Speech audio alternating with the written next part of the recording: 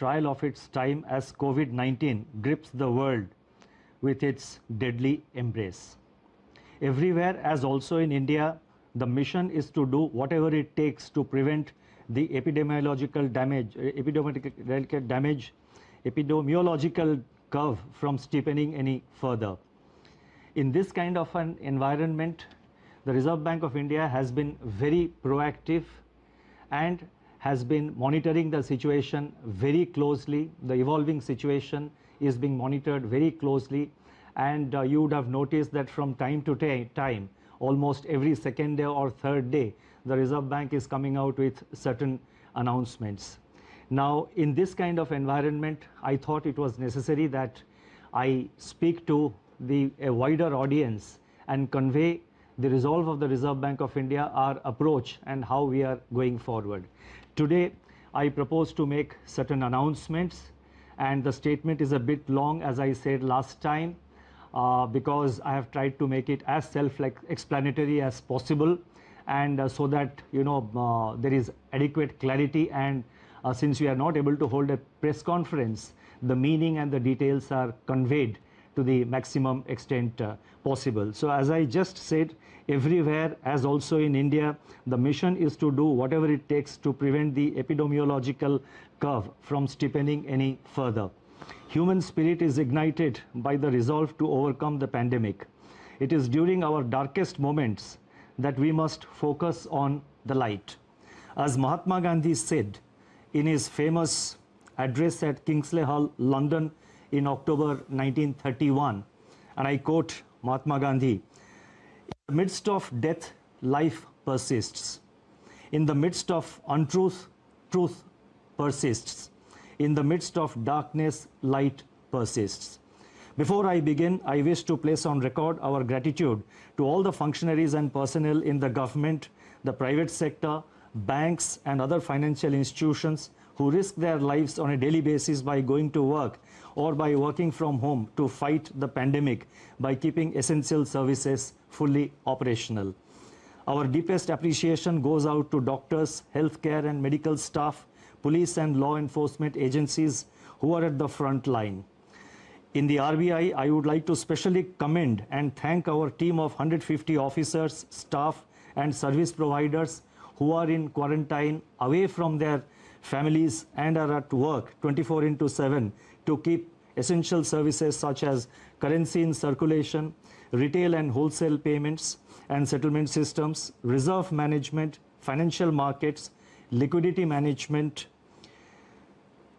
financial regulation and supervision, and a host of other services available so that the nation may survive COVID-19. Banks and financial institutions have risen to the occasion and have ensured normal functioning. Their efforts are praiseworthy. I would like to thank my colleagues in the Reserve Bank of India who set aside personal health concerns and joined me in fashioning the array of measures taken by the RBI in the context of COVID-19. I also thank our teams for their intellectual support, analytical work, and logistical arrangements. I would first like to highlight or give our assessment of the current economic situation. Since March 27, 2020, when I spoke to you last, the macroeconomic and financial landscape has deteriorated precipitously in some areas, but light still shines through bravely in some others. On April 14, the IMF released its global growth projections, revealing that in 2020, global economy is expected to plunge into the worst recession since the Great Depression, far worse than what had happened during the global financial crisis. The IMF's economic counselor has named it the Great Lockdown, estimating the cumulative loss to global GDP over 2020 and 21 at around $9 trillion, which is greater than the economies of Japan and Germany combined. Within this downturn, the projections are replete with even sharper declines in output in various countries. India is among the handful of countries that is projected to cling on somewhat tenuously to positive growth at 1.9%. In fact, this is the highest growth rate among the G20 economies as estimated by the IMF. The World Trade Organization sees world merchandise trade contracting by as much as 13 to 32%. I repeat, 13 to 32% in 2020. Global financial markets remain volatile, and emerging market economies are grappling with capital flows and volatile exchange rates. Crude oil prices remain in a state of flux despite the agreement on production cuts by OPEC plus countries. For 2021, the IMF projects sizable V-shaped recoveries, close to 9 percentage points for the global GDP. India is expected to post a sharp turnaround and resume its pre-COVID, pre-slowdown trajectory by growing at 7.4% in 2021-22.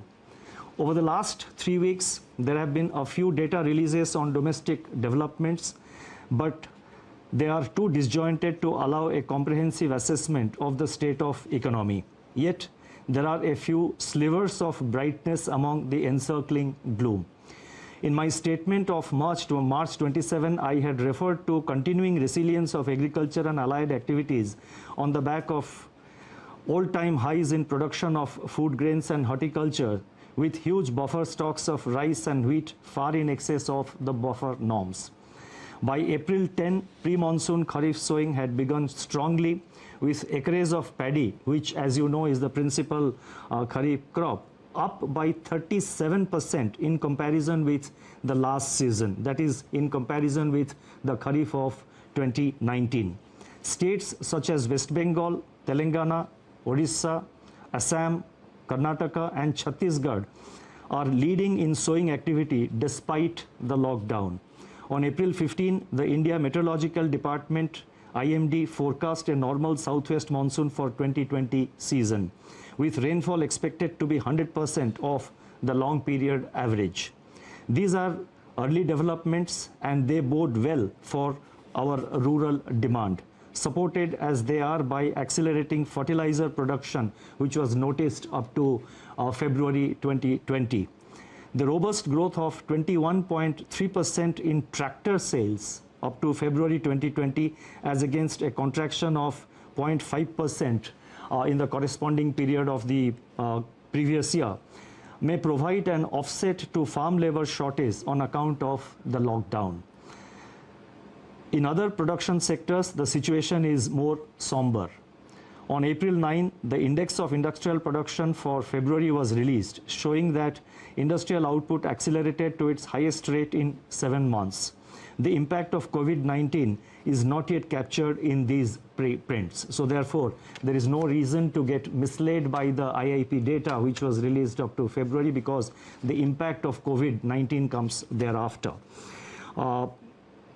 More tellingly, however, the revival in electricity generation, a coincident indicator of demand that had commenced from January 2020, has been halted by a sharp fall in daily demand in the range of 25 to 30% after the lockdown announcement on March 25th.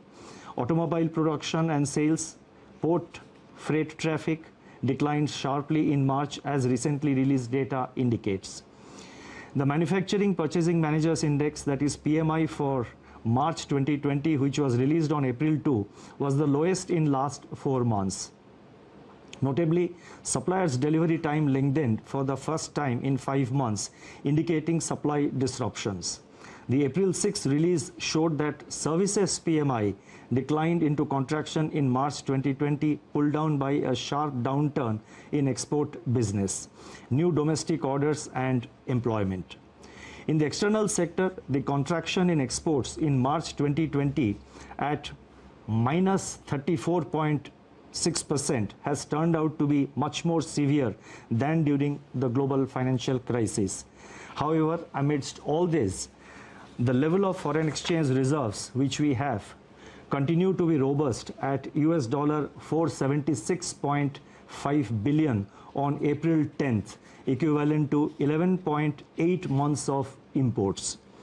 Turning to the status of banking operations since the nationwide lockdown was imposed by the Government of India, the RBI has taken a number of steps to ensure normal business functioning by the entire banking sector. As a result, payment infrastructure is running seamlessly. Banks have been required to put in place business continuity plans to operate from their disaster recovery sites and or to identify alternate locations for critical operations so that there is no disruption in customer services.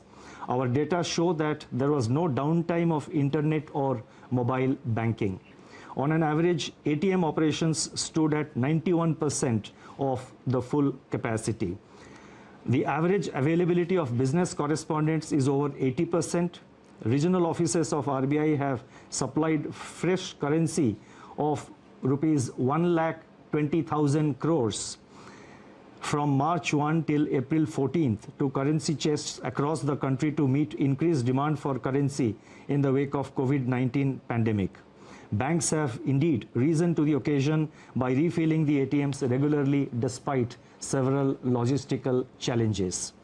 In my statement of March 27, I had indicated that together with the measures announced on March 27, the RBI's liquidity injection was about 3.2% of GDP since February 2020 MPC meeting. And as you would recall, the February MPC meeting, the announcements were made, if I recall correctly, on 6th of February. So from 6th February 2020 till March 27th, including the announcement made on March 27th, RBI had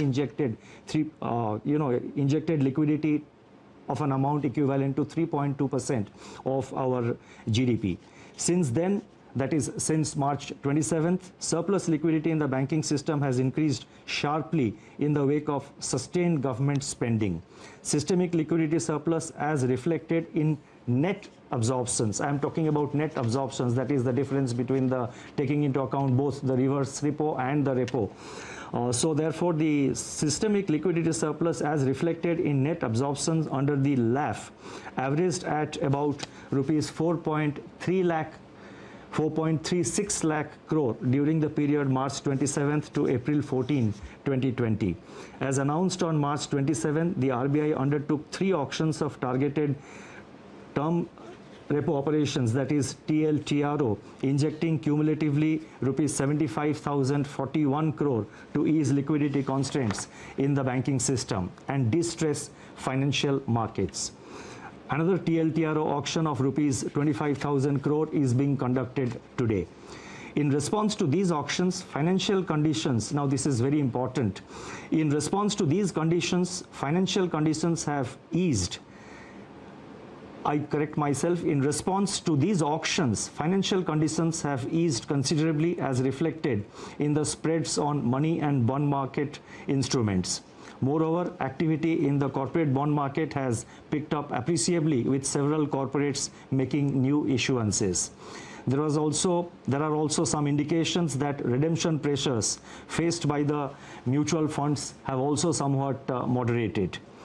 Against this background, and as I mentioned that we have been constantly monitoring the situation after considerable internal deliberation and after monitoring the evolving situation, and in our effort to see that the financial system is fully functional, the markets are fully functional, we have in RBI decided to announce certain additional measures, and I would now like to elaborate upon them.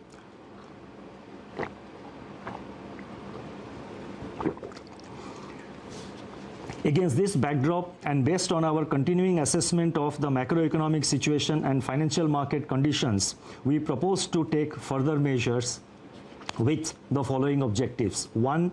To maintain adequate liquidity in the system and its constituents in the face of COVID-19 related dislocations. 2. Facilitate and incentivize bank credit flows. 3. Ease the financial stress. And 4. Enable the formal functioning of markets. The first set of measures relate to liquidity management. The RBI has moved in a calibrated fashion to ensure conducive financial conditions and normalcy in the functioning of financial markets and institutions. The initial efforts to provide adequate system-level liquidity are reflected in sizable net absorptions under the reverse repo operations. With this achieved, the RBI has undertaken measures to target liquidity provision to sectors and entities which are experiencing liquidity constraints and or hindrances to market access. That is, they have a difficulty in accessing the market, and they have the difficulty of having adequate liquidity with them. LTROs, that is long-term repo operations, which we have undertaken. So these were meant to ensure adequate liquidity at longer end of the curve, longer end of the yield curve. Exemptions from the cash reserve ratio for equivalent incremental credit disbursed by banks as loans in certain select areas and targeted LTROs or TLTROs fall in this category. In this category or in this class and sector specific measures. It is observed that deployment of TLTRO funds so far has largely been to bonds issued by public sector entities and large corporates, especially in primary issuances. The disruptions caused by COVID-19 have, however, more severely impacted small and mid-sized corporates, including NBFCs and MFIs, in terms of their access to liquidity. So we have therefore decided to undertake what we call TLTRO operations 2, that is TLTRO 2.0. Accordingly, it has been decided to conduct targeted long-term repo operations TLTRO 2.0 for an aggregate amount of rupees 50,000 crore to begin with. Please mark my words, rupees 50,000 crore to begin with in tranches of appropriate sizes. Based on our assessment of the evolving situation and based on the pattern of utilization of this 50,000 crore by the market and in the market, it is always open for RBI to step up this amount beyond 50,000 crores as per requirement or as may be necessary to see that various segments of the market, various segments of the MFIs, the NBFCs and other institutions, in terms of liquidity, they remain well lubricated.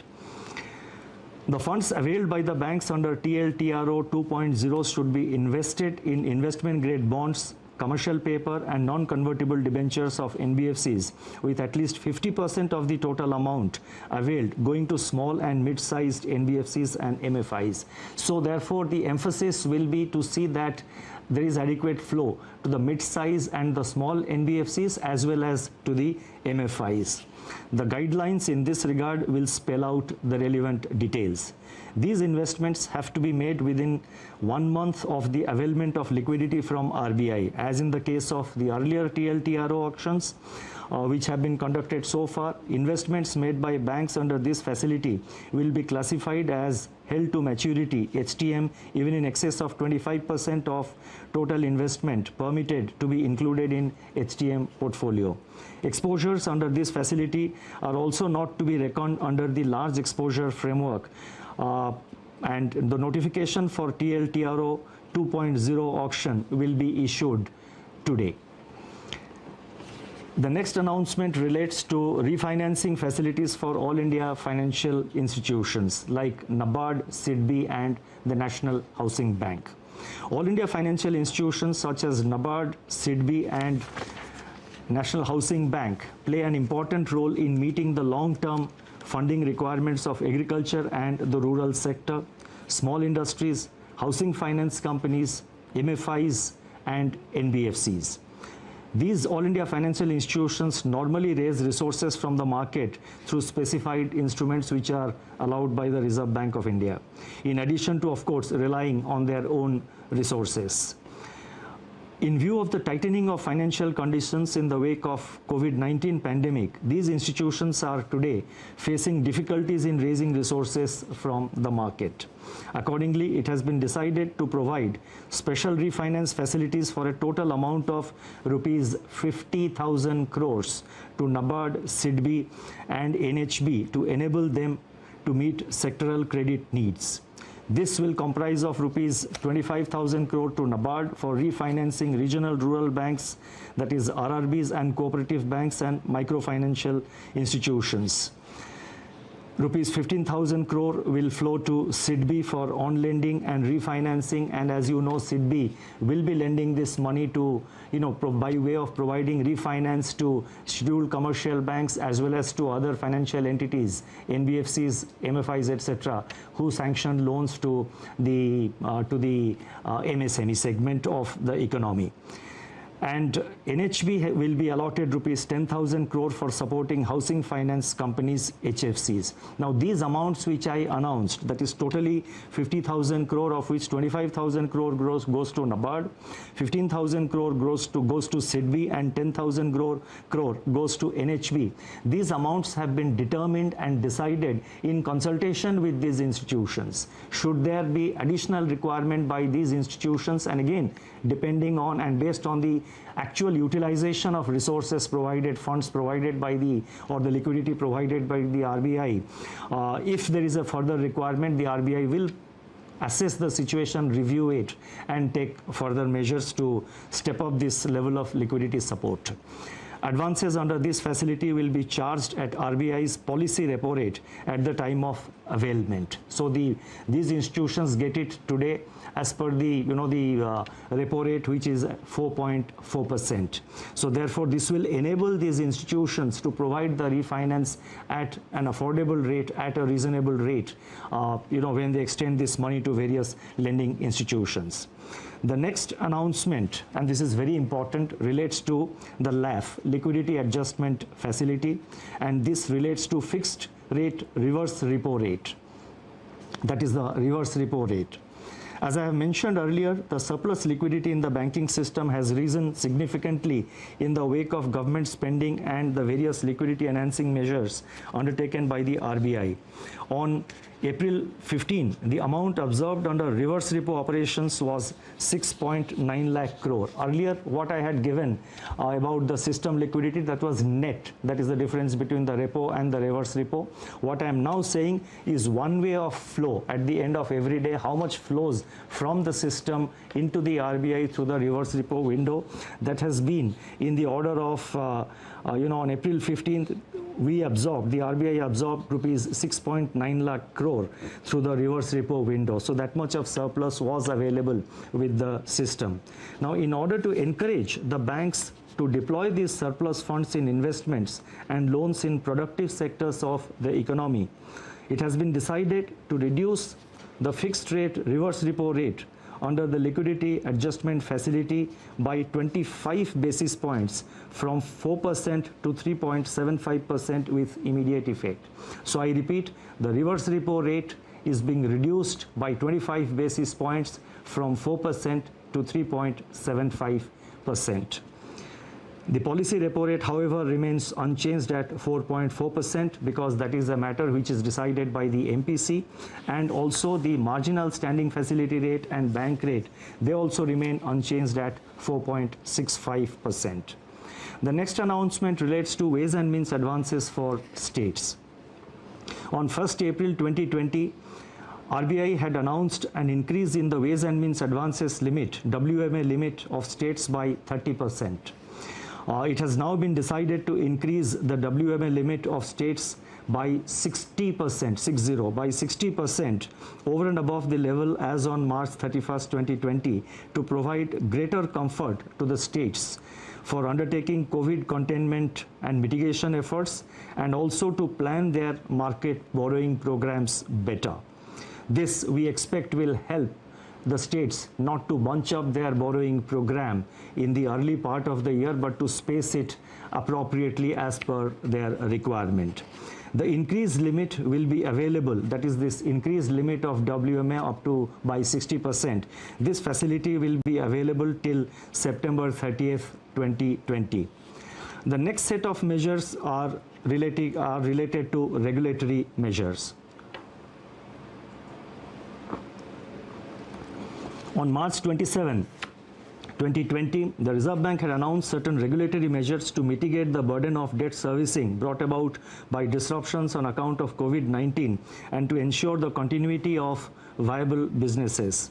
Based on a review of rapidly evolving situation and consistent with globally coordinated action committed to by Basel Committee on Banking Supervision to alleviate the impact of COVID-19 on global banking system, additional regulatory measures are being announced today. So whatever regulatory measures we are announcing, they are consistent with the Basel guidelines.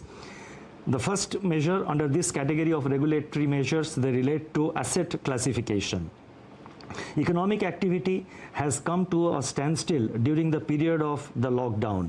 Now, as I go with these announcements, I request your patience, because in the concluding paragraphs, in the concluding 2 or 3 paragraphs to which I will come very shortly, I have attempted to give some kind of a forward guidance on certain aspects, so I request your patience. I repeat, economic activity has come to a standstill during the period of the lockdown, with consequential lingering effects which have unambiguously affected the cash flows of households and businesses.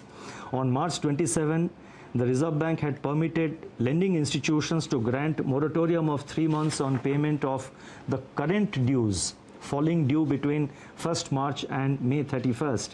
It is recognized that the onset of COVID-19 has also exacerbated the challenges for such borrowers even to honor their commitments, which have fallen due on or before February 29, 2020 in standard accounts. The Basel Committee on Banking Supervision has taken cognizance of the financial and economic impact of COVID-19 and very recently announced that the payment moratorium periods, public or granted by banks on a voluntary basis relating to COVID-19 outbreak, can be excluded by banks from the number of days past due in respect of NPA recognition.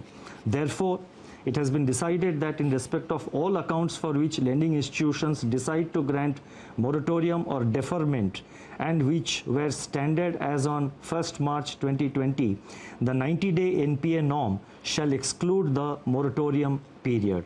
That is, there would be an asset classification standstill for all such accounts from 1st March to 31st May 2020.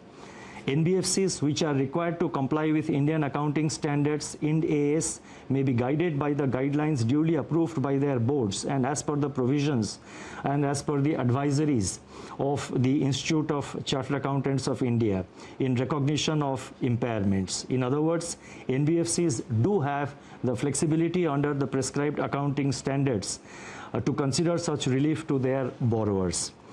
At the same time, we are cognizant of risk build-up in banks' balance sheets on account of firm-level stress and delays in recoveries. With the objective of ensuring that banks maintain sufficient buffers and remain adequately provisioned to meet future challenges, they will have to maintain a higher provision of 10% on all such accounts under the standstill, spread over 2 quarters, that is March, that is the quarter ending March 2020 and June 2020. These provisions can be adjusted later on against the provisioning requirements for actual slippages in such accounts. You see, while we are announcing certain forbearances, etc., for the banks, Reserve Bank, as the regulator of the banking system, has to ensure that our banks remain financially healthy over a period of time and in the long term. So therefore, while announcing certain prudential relaxations, we have to necessarily see that the banking system also remains healthy. So therefore, we have required them to make certain provisions, and in any case, we are saying that these provisions can be adjusted later on against provisioning requirements for actual slippages. Only if if the slippage doesn't arise, then the banks have adequate flexibility to sort of deal with appropriately deal with it in their accounts.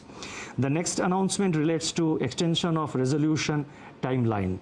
Under RBI's Prudential Framework of Resolution of Stressed Assets, dated June 7, 2019, in the case of large accounts under default, scheduled commercial banks, all India financial institutions, NBFCs which are non-deposit taking but systemically important, and deposit-taking NBFCs are currently required to hold an additional provision of 20% if a resolution plan has not been completed within 210 days from the date of such default. Recognizing the challenges to the resolution of stressed assets in the current volatile environment, it has been decided that the period of resolution plan shall be extended by 90 days. The details of this announcement will, of course, be spelled out in the circular which will be issued. The next announcement relates to distribution of dividend. It is imperative that banks conserve capital to retain their capacity to support the economy and absorb losses in an environment of heightened uncertainty. It has therefore been decided that in view of the COVID-19 related economic shock, scheduled commercial banks and cooperative banks shall not make any further dividend payouts from profits pertaining to the financial year ended 31st March 2020 until further instructions. This restriction shall, however, be reviewed on the basis of the financial position of banks for the quarter ending September 30, 2020. The next announcement relates to LCR, liquidity coverage ratio. The Reserve Bank, and this is a norm which has been prescribed for the banks, as you would know. Reserve Bank has been proactively taking measures to address systemic liquidity issues through a slew of monetary and market operations. In order to ease the liquidity position at the level of individual institutions, the LCR requirement for scheduled commercial banks we have now decided that the LCR requirement of scheduled commercial banks will be brought down from, it is being brought down from 100% to 80% with immediate effect. I repeat, LCR requirement is being brought down from 100% to 80% with immediate effect. The requirement shall be gradually, however, restored back in two phases, 90% by 1st October 2020 and 100% by 1st April 2021. The next announcement relates to NBFC loans to commercial real estate projects. In terms of extant guidelines for banks, the date for commencement of commercial operations, DCCO, in respect of loans to commercial real estate projects delayed for reasons beyond the control of promoters can be extended by additional 1 year over and above the 1 year extension permitted in the normal course, without treating the same as restructuring. And restructuring, as you know, would obviously have implications for asset classification. It has now been decided to extend a similar treatment to loans given by NBFCs to commercial real estate. This will provide relief to NBFCs as well as to the real estate sector. Now, before I go to the concluding remarks, let me mention that the RBI, as I mentioned earlier, is monitoring the situation very closely. We are very vigilant about the developments, and whenever required, we will make necessary announcements. And so therefore, this is not the last of the announcements that we are announcing today to deal with the situation. As the situation warrants, we will be announcing new measures to deal with the challenges. Our effort is always to remain proactive and also to respond to the emerging challenges. Now, let me now move to the concluding portion of my remarks. In conclusion, I would like to review recent developments relating to inflation and the outlook without infringing in any way the mandate of the Monetary Policy Committee. The press release of National Statistics Office NSO on April 13, 2020 showed that CPI inflation for March 2020 declined by 70 basis points to 5.9%. This is, however, based on data gathered up to 19th March. The data showed a softening of food inflation by around 160 basis points on account of the easing of prices of vegetables, eggs, meat, fish, pulses, etc. In other categories of CPI inflation, pressures remained firm. Daily data on 22 essential food items covered by the Department of Consumer Affairs of Government of India suggest that food prices have increased by 2.3% in April so far, that is up to April 13th, in a broad-based manner, though onion prices have continued to decline. And at the same time, the PDS kerosene prices have slumped by 24% in the first fortnight of April. Domestic LPG prices also declined by 8%. These early developments suggest that inflation is on a declining trajectory, having fallen by 170 basis points from its January 2020 peak. In the period ahead, inflation could recede even further, barring of course any supply side disruption shocks, and may even settle well below the target of 4% by the second half of 2021.